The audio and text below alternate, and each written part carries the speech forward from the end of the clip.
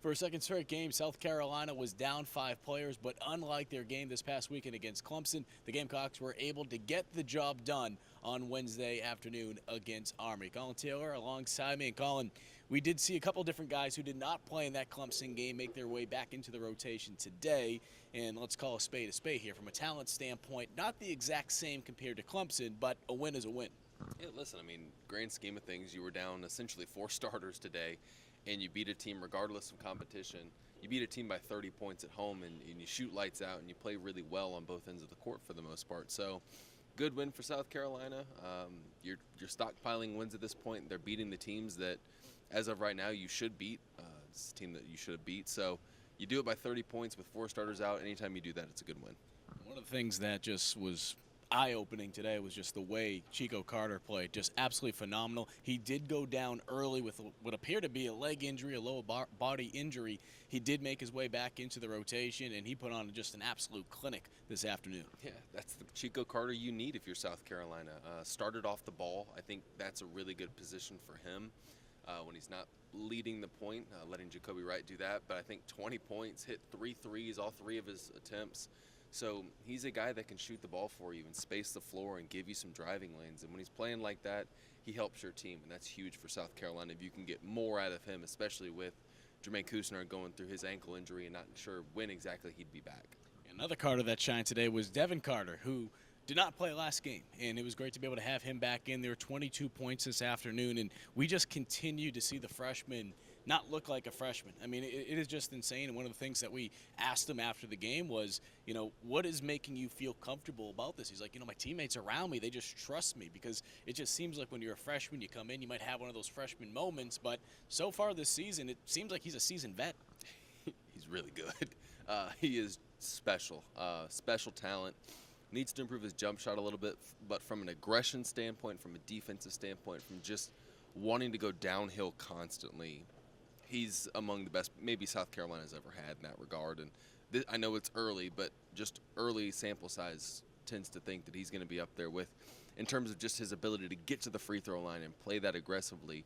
The first guy that jumps to mind is Darius Thornwell, and you knew he was going to be a good player coming in. I don't know if I anticipated him being this good this early.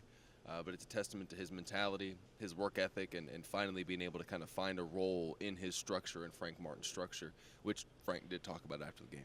You mentioned Frank Martin. After the game today, he didn't sugarcoat it. He said, bottom line is this: we need to be able to have our guys in the rotation so we can actually play.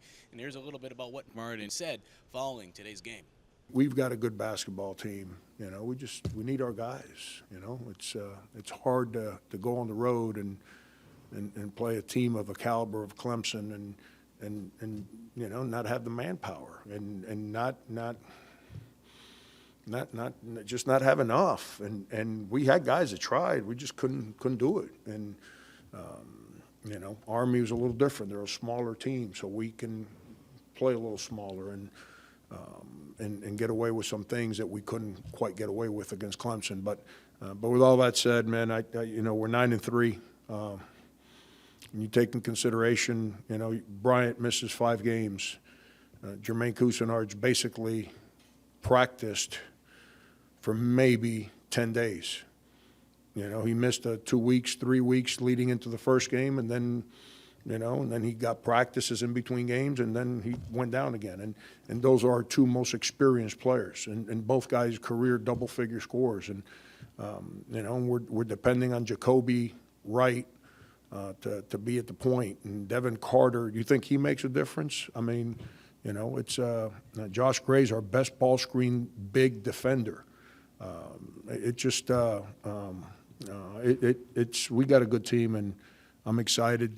They get a break right now, and excited to hopefully we should have everybody back and geared up and ready to go for the second half of the run here. Well, the Gamecocks will be back in action in a week when they take on South Carolina State. And Collyn, I know right now it's still up in the air as to who those guys could be in terms of who could be back in the lineup. If you just had to take a guess, do you expect at least 1 or 2 to hopefully be back? Yeah, I think that it isn't far-fetched to think James Reese and Weldon Zavette could be back, and you get Jermaine Cousinard coming off the ankle injury. So you hope that you have all 3 of those guys back. I think there's a good possibility as we sit here a week from that game that they're all back. A.J. Wilson probably less so, but you get 3 of the 4 back, and I think that's huge for South Carolina. That it seems like it hasn't had a complete team at all this year, with Keyshawn Bryant missing time at the beginning, Jermaine Coustarn in and out, A.J. Wilson in and out of the lineup. So you're getting closer to being 100%, and you're entering a very pivotal time for you to get there. You mentioned James Reese. If you haven't had the opportunity, go check it out on GamecockCentral.com. Collyn had an opportunity to be able to catch up with him, part of our Garnet Trust Fund. You want to make sure you check out that interview. He's Collyn Taylor. I'm Mike Yuba. Be sure to keep it locked in on GamecockCentral.com for all your Gamecock news. Reporting from Colonial Life Arena, we'll see you next time.